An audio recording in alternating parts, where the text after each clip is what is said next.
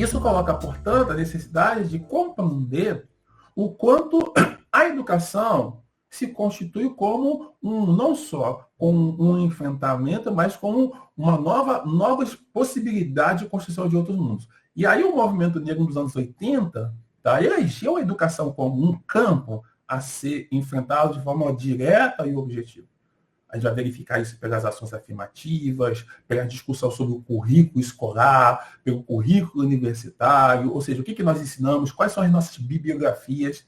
E aí, muito dialogando com o professor Walter do Carmo Cruz, da UF também, o quanto as nossas bibliografias são majoritariamente bibliografias coloniais. Tá? Quando nós pouco discutimos pessoas negras, mulheres, pouco discutimos LGBTQI+, na leitura de mundo.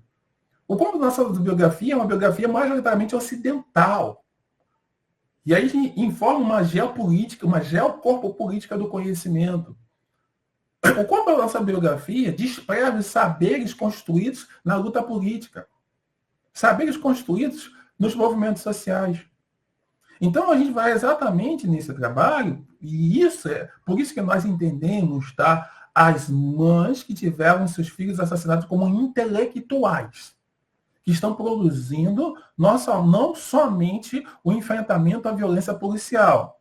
Elas estão produzindo uma outra leitura de Brasil. Elas estão produzindo uma outra leitura do urbano. Porque ao colocar em questão o Estado, porque elas estão colocando que Estado é esse que nos mata? Que Estado é esse que produz o assassinato em massa e vai destruindo as condições de existência? Então, elas estão colocando como um dos centros do debate a leitura de Estado no Brasil. Elas estão colocando como centro do debate as agências políticas produzidas por mulheres negras que são silenciadas no ambiente escolar universitário. Então, nós vamos verificando o quanto o conhecimento envolve dimensões políticas. Envolve enfrentamentos políticos. E esses enfrentamentos políticos torna-se necessário problematizar as nossas categorias, os nossos conceitos.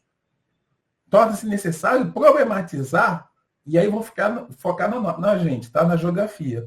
Porque o maior processo de desterritorialização e reterritorialização da história humana, que foi a escravidão, alguns estudiosos vão falar entre 13 a 20 milhões de seres humanos sequestrados, escravizados, levados para um outro continente, não é estudado na geografia da população, por exemplo. Porque quando nós falamos, por exemplo, em geografia política, em geopolítica, silenciamos o debate racial que foi estruturante do projeto imperialista. O papel da geografia a serviço dos projetos imperialistas. Largamente conhecido. E aí não estou falando só da chamada geografia humana, da geografia, conhecimento da geografia física também.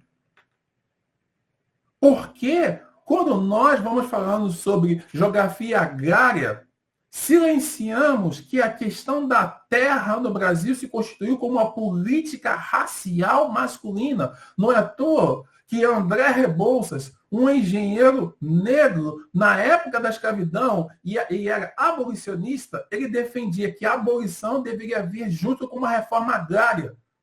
Porque ele dizia, entendia que a questão da terra no Brasil era uma questão racial. E se você avalia hoje vários estudos demonstrando que majoritariamente o agronegócio brasileiro ele é majoritariamente branco, os sem terras, os pequenos produtores são majoritariamente negros e populações racializadas.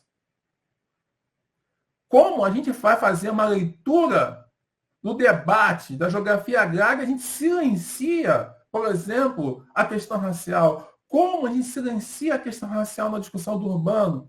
Como a gente silencia a questão racial na produção de epistemes? E eu estou falando só da gente, da geografia. Tá? Como é que a gente vai fazer uma leitura de Brasil? Um país que teve 300 anos, mais de 300 anos de escravidão, e a gente consegue falar de Brasil apagando as histórias de enfrentamento ao racismo. Então, se a geografia já serviu para fazer a guerra, como diria o professor Moreira, questionando lá o Ives Lacoste, a geografia também pode servir para desmascarar as máscaras sociais.